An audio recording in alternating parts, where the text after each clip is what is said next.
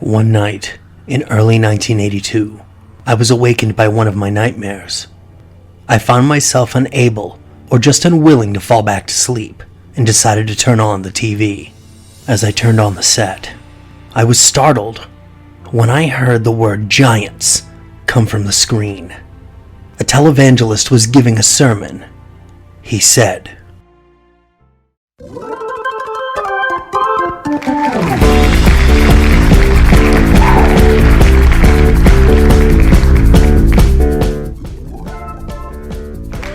"There were giants in the earth in those days, and also after, mighty men, which were of old, men of renown, and they were also called Nephilim."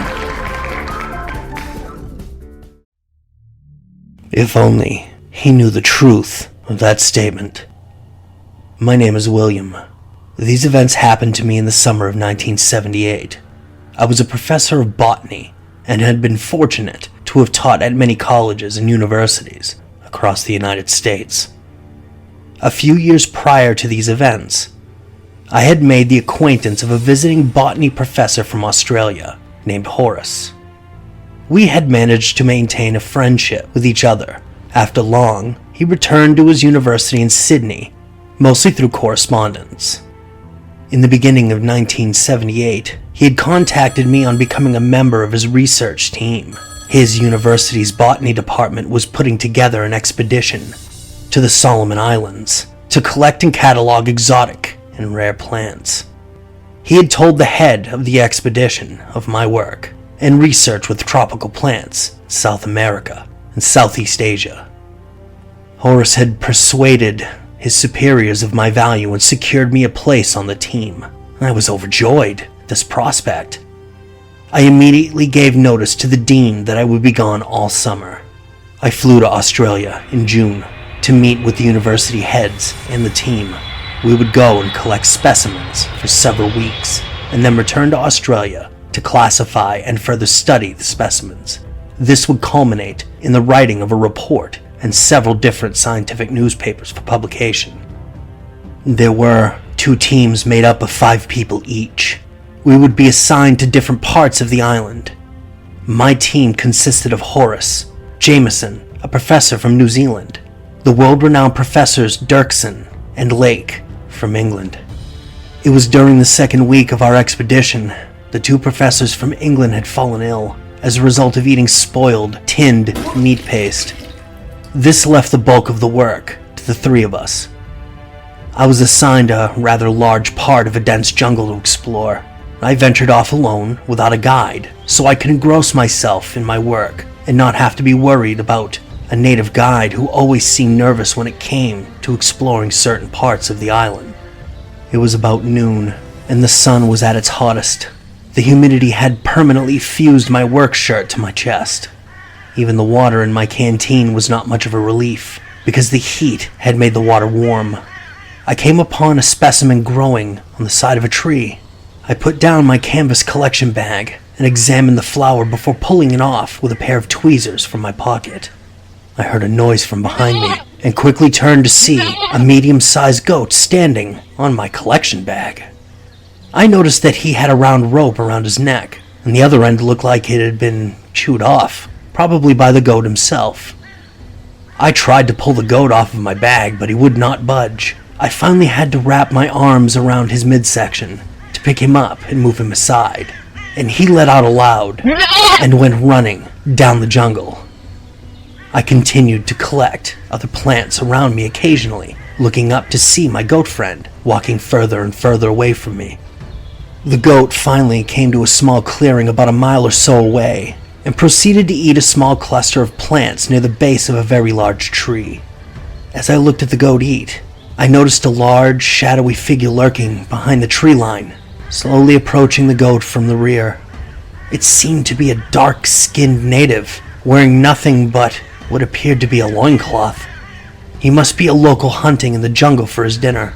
Must be his lucky day, I thought. That goat would make a hearty meal for him and his family.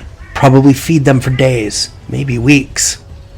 I put the last of the plants in my bag, and as I looked up to see the goat, I noticed the native lunge forward and pick up the goat with one hand. My angle and distance had managed to conceal its true size from me. It was then that I realized this was no man. It was a giant. I jumped behind a tree to conceal my presence. It must have stood at least 20 feet tall as the surrounding trees. His long hair covered his eyes and draped over his shoulders. He had a very wide torso and pronounced cheekbones that gave his face a drastic, otherworldly appearance, and had long arms and long hands like an orangutan. It was malformed or misshapen like a dwarf, only enormous. I peeked from behind the tree, trying hard not to be spotted by it. I could see that the goat kept trying to move in its grip. The goat began to get louder. The goat began to let out louder and more desperate sounds. The giant briefly brought his hand, which held the goat to its face. Then in one swift motion, he extended his arm and swung it out to his right, where I heard a crackling sound when the goat's head hit a nearby tree and it went limp. The top of the giant's hand was covered in blood. I felt like vomiting at witnessing such a brutal sight. I covered my mouth with both hands to try to keep myself from screaming out. I saw the creature begin to walk toward the tree line when, without warning, he suddenly turned his head quickly as if he saw or heard something. I ducked behind the tree once more, then was startled by a sound that I can only describe as an elephant's call. I peeked around the tree to see the creature facing the tree line. It leaned its head back and emitted a similar call. It then walked into the jungle and disappeared from sight. I just stood there for several minutes before I could even move. I don't remember how I got out of the jungle. I just remember reaching our camp and asked to see the doctor.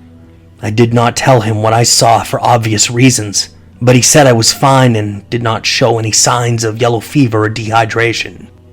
There is nothing that would have led me to have a hallucination of any kind, and for the rest of the trip I was noticeably distracted due to what I experienced. Upon returning home, I tried to put the experience out of my mind and tried to deny what I had seen as real. I buried myself in my work and never spoke of the encounter to anyone. On occasions, I would have nightmares regarding this creature, involving me running from it in a cyclopean maze-like city. Some dreams would end with the creature grabbing me and beating my head against a tree, as it had the poor goats. In December of that year, I began to research the myths about giants. I spent several weeks in the university library, just reading many stories and legends from various cultures regarding giants. It was on the 24th of December when I stumbled upon a newspaper article that recounted the stories of cannibalistic giants in the Solomon Islands during World War II, reported by U.S. soldiers. For the first time in months, I felt sane. I felt tears run down my face. I did see a giant on that island. I truly did not know whether to feel good that I had proof of other encounters aside from mine, or to feel terrified that such monsters existed and still walked the earth. This is my piece of the truth. Now it's yours.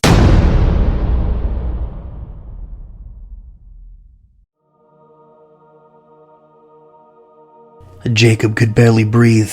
The dark water was closing in around him. He could not see, nor could he speak. Every scream came out as a squeak.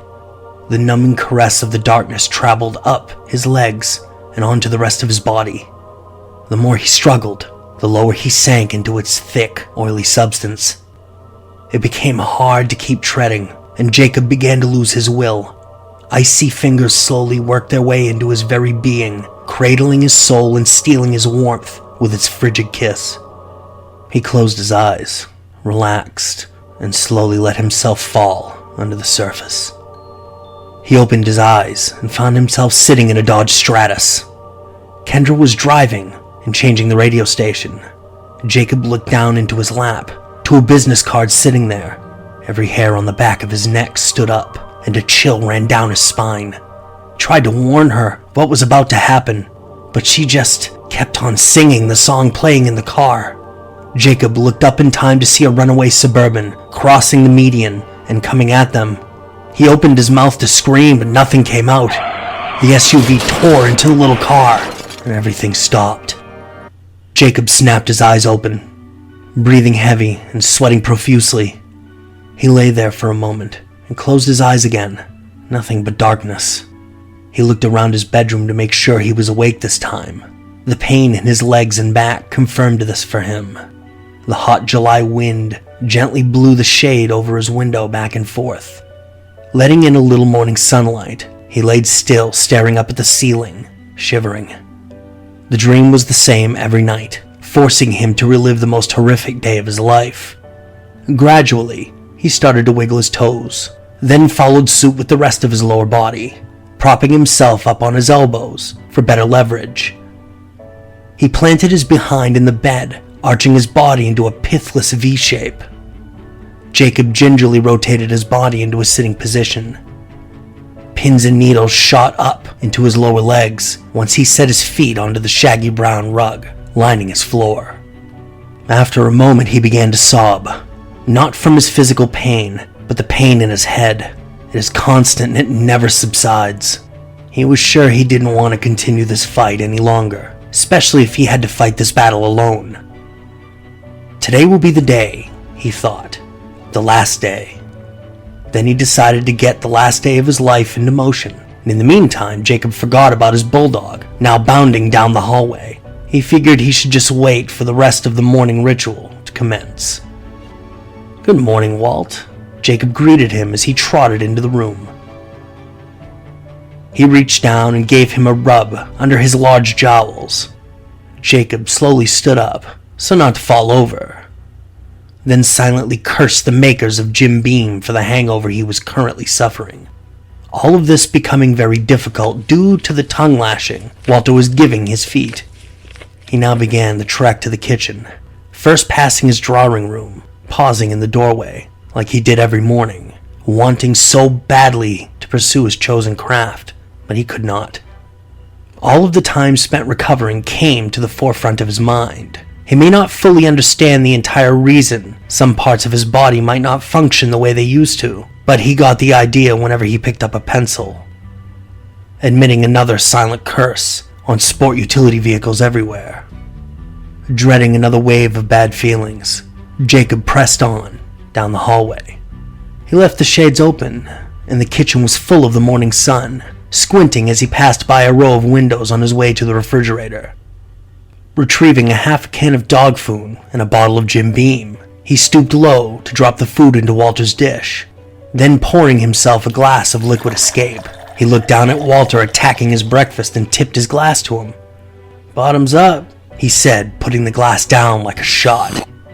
He winced at the taste of the pungent brown liquid, scrunching his face while puckering his lips, sucking air through them. Breakfast of champions, he thought, looking down at Walter, to find him looking back. Jacob poured himself another glass, but just took a sip this time. Walter stood in front of the kitchen door, waiting to be let out into the backyard, and Jacob walked over to the door, opening it, remembering the chain he used to leash him with had broken the night before. "Sorry, Walt. Just go anywhere. It won't matter in a little while," he said, closing the door. Jacob turned and grabbed his bottle on the way out of the kitchen. Back down the hallway, he stopped at his drawing room. It was simple, just the way he liked it. An unremarkable square room with a large bay window, overlooking the spacious backyard. The perfect spot for his drafting table. A single oak cabinet in the far corner completed the furniture in the room. Jacob sat himself down in the comfy chair behind the desk, taking deep swigs out of his bottle. He stared intently at the massive oak tree in the center of the yard. He had spent many hours of his childhood playing on this tree. How tragically ironic he now intended to hang himself from it before nightfall. Again, the bottle went up. A little of the golden brown liquid escaped the corner of his mouth and ran down his chin.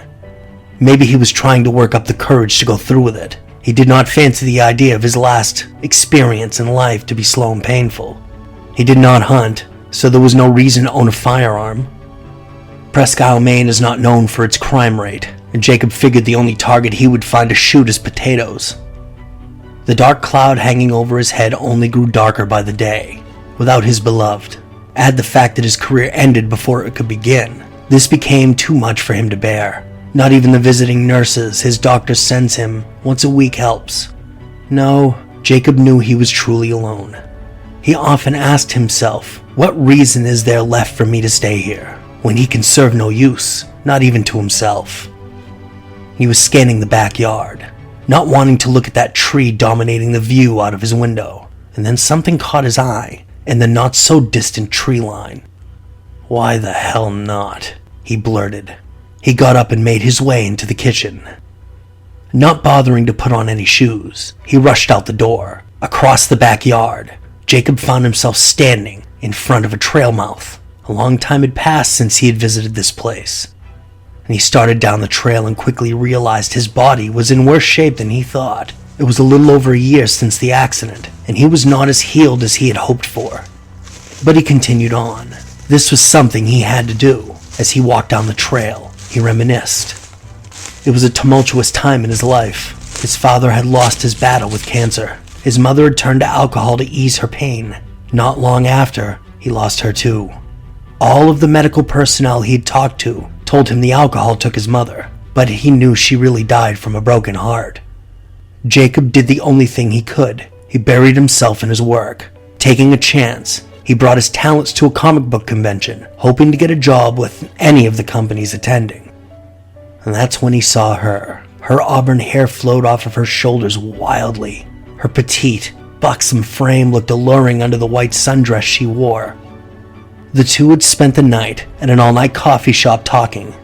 He soon invited her to his home for a weekend visit, and she never left. So began the storybook romance of Jacob and Kendra. And this was her favorite spot. They would come to this little sanctuary in the woods and stay for hours. A short distance in the woods sits a circle of stone. 5 stone pillars making a circle roughly 15 feet in diameter. The stones are about 3 feet in height and rough-hewn. In the center of the circle is the softest bed of moss he had the pleasure of lounging on. In the middle of this moss bed grew 6 lady slippers, a pink flower native to the state of Maine. The flower gets its name from the shape of its petals that make a slipper. As far as Jacob knew, it was an endangered species of flower. He had always figured the circle was Native American, since this was Micmac land long ago. The noon sun was high in the sky, and he was within sight of his destination, when he noticed someone standing in the center of the stones. As he grew closer, his eyes told him it was a young woman standing there. She was also transparent.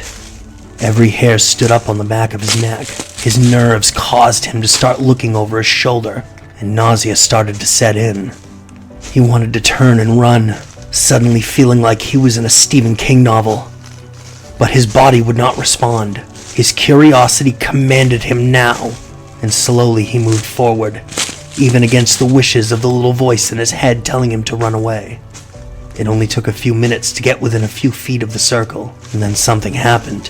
He thought he almost recognized the figure in front of him, the way her hair sat on her shoulders, the curves of her body, the way she bent down to smell the flowers.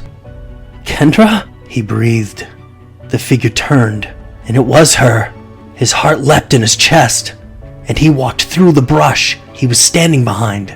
The trees behind her began to sway as a breeze blew through them. She smiled at him as her form was carried away on the wind. In her place, a storm of pink flower petals was roused up. The light wind and the wall of petals riding it struck Jacob, knocking him off his feet.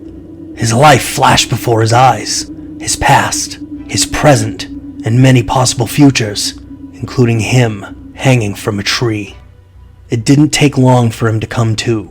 He snapped his eyes open and did not move, staring up at the tree canopy. He felt like he had been hit by a truck. Understanding it probably was not the wind and flower petals that caused him to go down, but his emotions finally catching up with him. He lay there dumbfounded. What the hell did he just witness? Was that really Kendra's ghost? Was she trying to send him a message? So many questions filled his head. He was starting to wonder if he imagined the whole encounter. After some time, he sat up and found he was covered in lady slipper petals. He brushed himself off and got up off of the ground. He headed back to his house, pondering on what had just happened, trying to remember every little detail, but it all happened so fast. By the time he reached his backyard, His head hurt from thinking so hard. The now afternoon sun hung low in the sky, and he walked over to his shed and opened the door. Once inside, he retrieved the rope he intended to hang himself with. One end of the rope had a noose tied to it, and it took him most of the previous day to make it. He walked over to the tree and stopped, closing his eyes for a moment. All he could see is Kendra's face and the disapproving look on it. He tied one end of the rope to the trunk of the tree, and he then walked over to the kitchen door and let Walter out. He untied the noose and tied it around Walter's collar and let him run off to do what he needed to do. As he sat on his porch steps, he felt ashamed for even thinking about something like this. He even doubted that he could have gone through with it anyway. Besides, who would take care of Walter when he was gone? No, hanging from a tree was not an option. Taking the easy way out, it wasn't an option. He watched Walter run around the tree and thought if he had any chance of seeing Kendra again in whatever kind of afterlife, this was not the way to do it. If continuing his dream of being an artist was out, then why not try writing? He did own a computer and could at least type. This little experience might make a good story. Nobody really needed to know if it was fiction or not. He wasn't even sure if this actually happened or not. It still felt like a vivid dream. But he did find what he was searching for in the first place. A reason to live another day.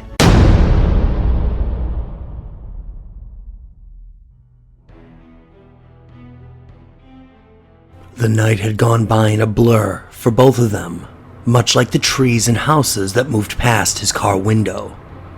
Chase sped down a darkened, lightly wooded back road. He was smiling and obviously giddy, and for a good reason. He had asked a goddess to marry him, and she accepted. He was also quite proud of himself. He had planned this meticulously for weeks. The right restaurant, the perfect ring, and with propitious timing. He couldn't have asked for a better atmosphere for popping the big question. So as one might imagine, the night went off without a hitch. Mira Capin. Just the mere mention of her name made his temperature rise. Her long brown hair gently caressed her upper arms, accentuating her sleek, athletic frame. With deep green pools he could stare into and find the secrets of the universe. He had to pinch himself just to make sure he wasn't dreaming all of this. He pressed the accelerator down slightly in an effort to reach his destination a little quicker. He let his eyes wander slightly to grab glimpses of her in the dim glow of his dashboard light. The way she stared at the ring he had given her, and how her eyes sparkled in the near-complete darkness, it was clear she was letting herself dream a little. In turn, she never noticed the way he pitched his Mustang into the corner that would take them to the house they shared. Mira took his hand and interlaced her fingers with his, bringing it up to her face. She nuzzled the back of his hand against her cheek. "Thank you, my love, for everything tonight," she said. Before Chase knew it, he was almost at the end of the driveway. He eased his Ford into the dirt, pulling forward slowly. Without warning, he stomped on his brakes, making the car lurch violently. The house was dark. It shouldn't be. The small lamp in the living room should be turned on. It's not. Chase looked to the front of the house, into the large bay window, through the living room, and to the dining room table. Upon it, a single, solitary candle. It called to Chase, bidding him to answer its call. Or rather, to incite him back into the game. A game he thought he'd won. A dangerous game started by an ex-boyfriend who wouldn't take no for an answer, or go away, for that matter. It was his calling card. And he sought to end it tonight, but then again he thought he'd finished this a long time ago. He looked over to Mira. She was reaching into her purse for her cell phone, not taking her eyes off the darkened yard.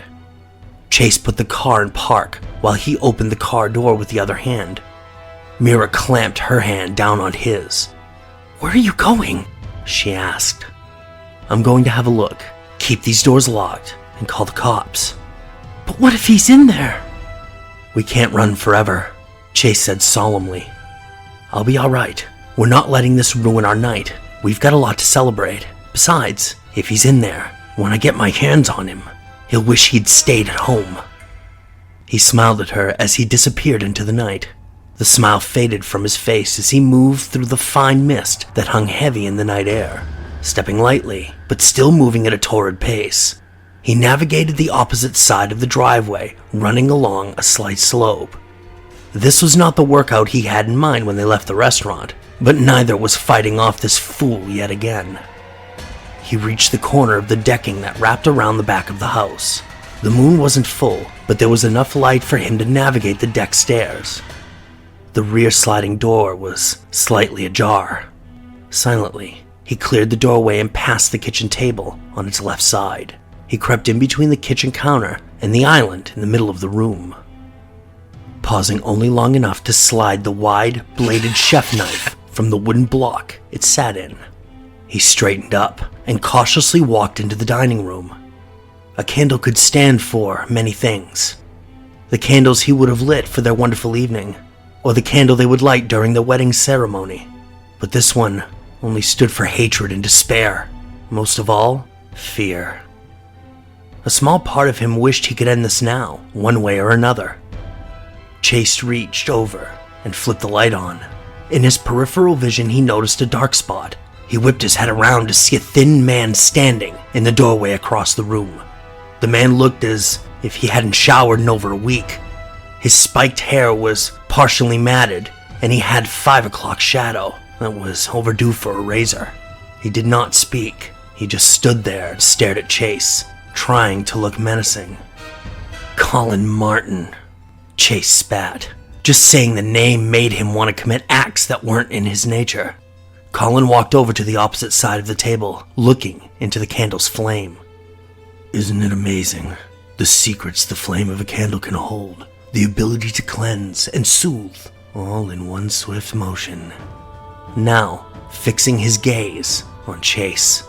"I have returned for what is rightly mine. She is my love. She has always been my love. I will vanquish you, and I will take back my sweet queen." "Oh, they have Shakespeare in prison now," Chase said mockingly. "Mira was never your love or your queen. You're just sick and delusional, and barely even a man." Colin's face distorted into a scowl. Chase could see that he was starting to get angry, and that's exactly what he wanted. Colin noticed the knife in Chase's hand, his knuckles as white as the knife handle. "Are you gonna stab me, Chase?" he asked with a sneer. "I don't need this. It's insurance, in case you can't fight with your fists." Colin drifted over to stand directly in front of Chase, keeping a few feet between them. He held his arms out to either side. "As you can see, I am unarmed." That was all Chase needed to see and hear. He released the knife, letting it fall to the floor. Then watched Colin's eyes, and when they went to the falling knife, Chase made his move. He took a step forward, brought up his left fist into a quick jab. Seeing Chase go on the offensive, Colin raised his arms to block, but couldn't stop the shot from catching him hard in the mouth. The blow rocked him back on his heels, putting him a little off balance. Chase let in with a right hand that caught Colin square in the nose, bending him over backwards. He pressed his advantage, pushing Colin over the chair. He went tumbling down to the floor, bringing Chase with him. Colin landed on the back of his head, stunning him momentarily. Chase ducked his head and tucked into a roll, twisting his body so he came up in a crouch, facing his opponent. Chase's vision was colored in a red hue, and he knew this might be his only chance to have a normal life without having to look over his shoulder every day. He let his instincts take over as he jumped on top of his adversary. He pummeled Colin with a barrage of lefts and rights. Colin knew he wasn't going to last long with Chase straddling him, raining fists down on him. He brought up an arm to try to deflect some of the blows, and with the other reached under Chase's leg to the front of his pants, pulling out a handgun. He stuck the muzzle of the 9mm into Chase's abdomen and pulled the trigger.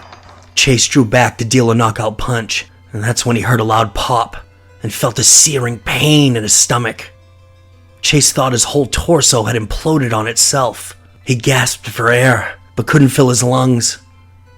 With Chase close to being totally incapacitated, Colin pushed him off to the side and lifted himself off the floor.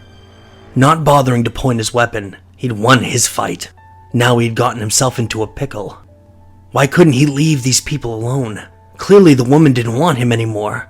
Even he wasn't that blind. Maybe it was losing out to another man. He really didn't know. Whatever it was, it filled him with a violent passion he couldn't resist. It would speak to him in hushed voices, cajoling, quietly. Finish what you started. Don't let them live in happiness while you live in despondence. If you must suffer, they must be made to suffer. Take from him what he holds most dear. Chase propped himself up with the help of a downed chair. Fighting the pain and now lethargy, he struggled into a sitting position.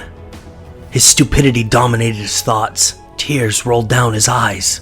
Really, what was he thinking when he even thought it would be a good idea to come and scope out the house? Jeopardizing everything he worked so tirelessly for. Worst of all, leaving Mira alone with this fiend. This fact now reinforced by the gun barrel being pointed at him. The action was unconscious. Colin squeezed the trigger once, twice, 3 times. Chase felt the first slug hit. The red-hot explosion in his chest sent him backward. Waves of numbness flooded him, and he'd never felt the next 2 bullets impact before hitting the floor. The rest of the world started to fade out. Chase slipped away with the passing seconds. Upon closing his eyes, he was basked in a brilliant white light that grew to such an intensity it colored his world in darkness. Colin was moving as the 3rd shot left his gun. He had watched the first 2 find their mark, and it really didn't matter if the last did as well. He met the front door at full speed, kicking it open. 2 policemen were already out of their cars, with a couple more pulling into the dooryard. Colin never noticed them as he came out and spotted Mira in the driveway. He stopped to raise his gun, looking to finish what he'd started, but never got the chance. Lead from 2 police guns ran through him, and he died as he fell to the ground. Chase yelled out as he awoke. He didn't move. He just lay there a moment, staring up at the ceiling. He was unsure about what just took place, or maybe nothing took place. Slowly he raised himself into a sitting position, waiting for the pain to come. It did not.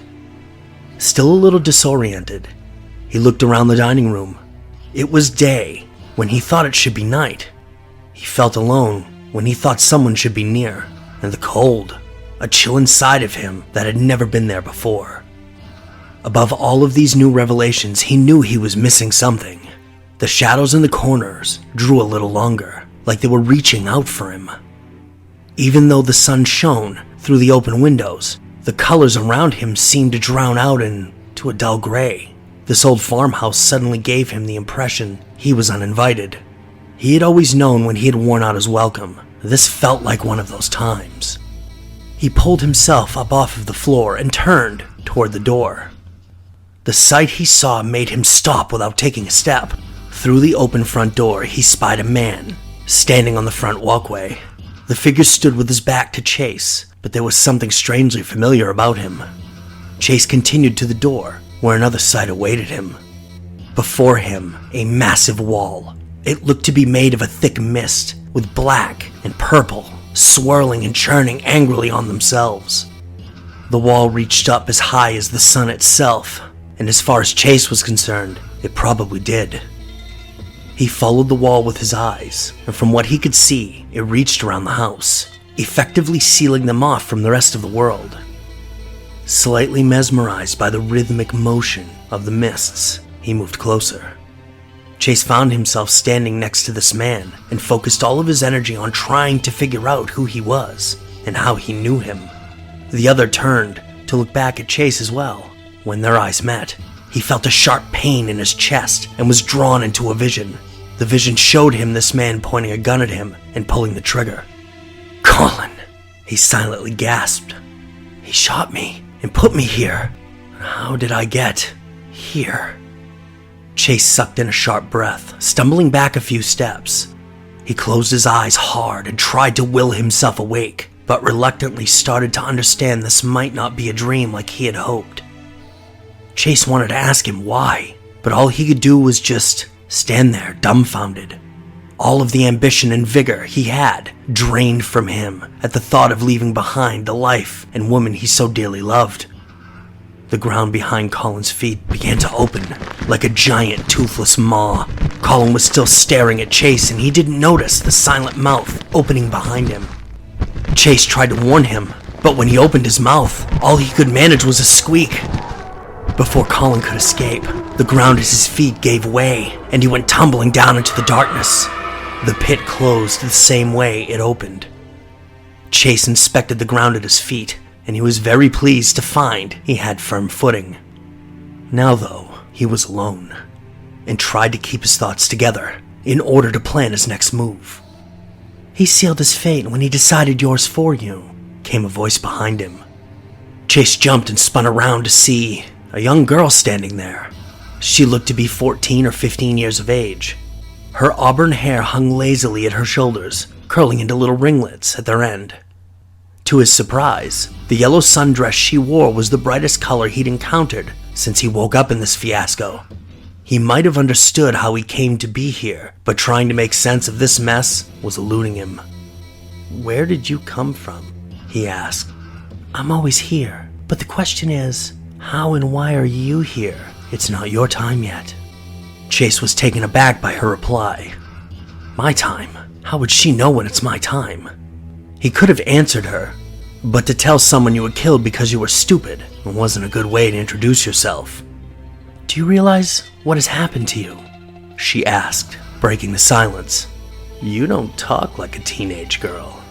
He was avoiding the question purposely, on the account he was a little scared what the answer might be, but something told him she knew as well.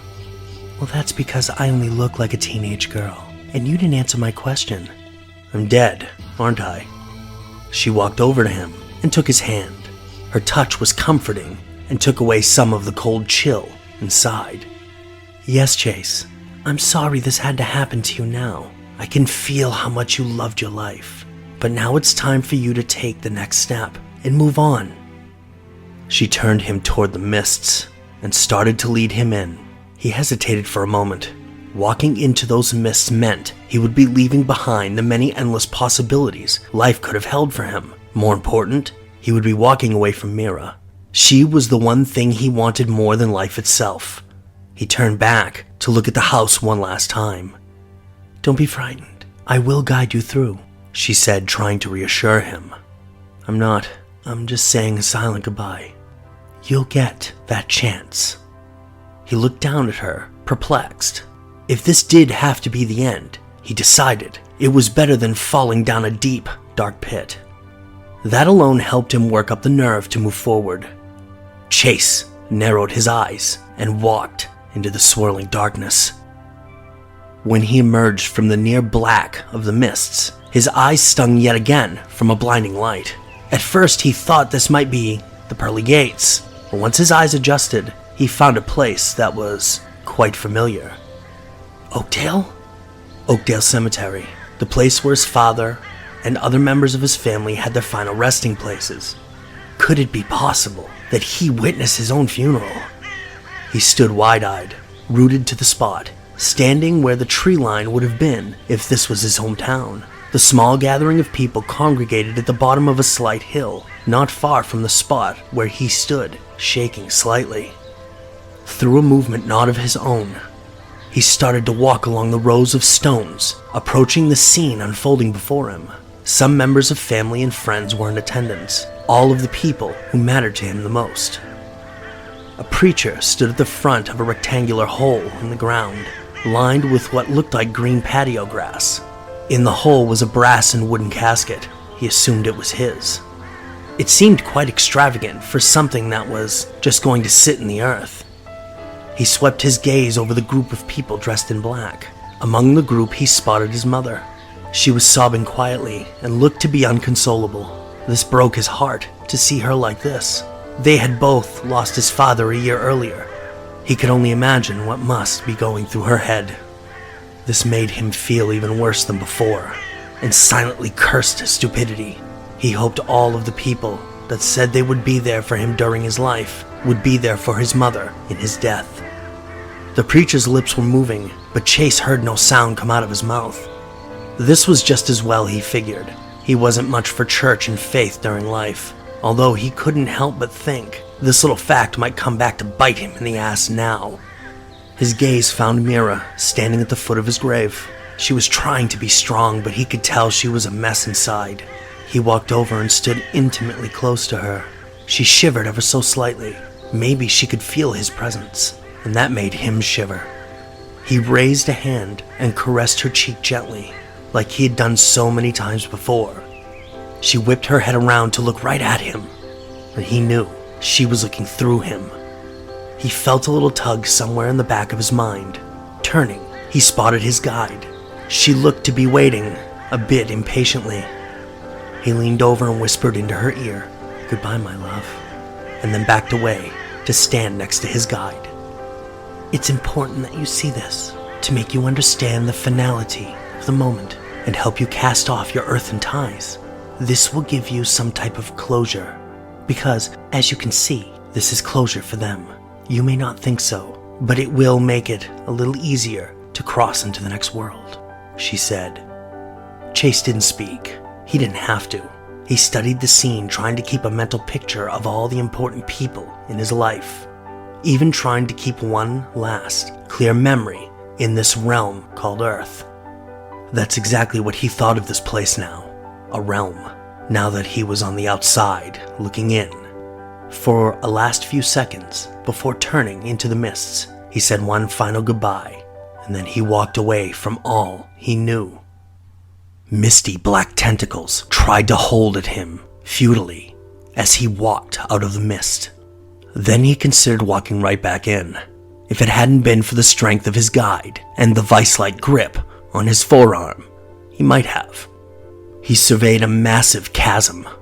It seemed to go on for miles in all directions. Just a far-off misty border is all he could see. He peered over the edge into the darkness of this bottomless horror. He swallowed hard. "Is this supposed to be some kind of test?" he asked.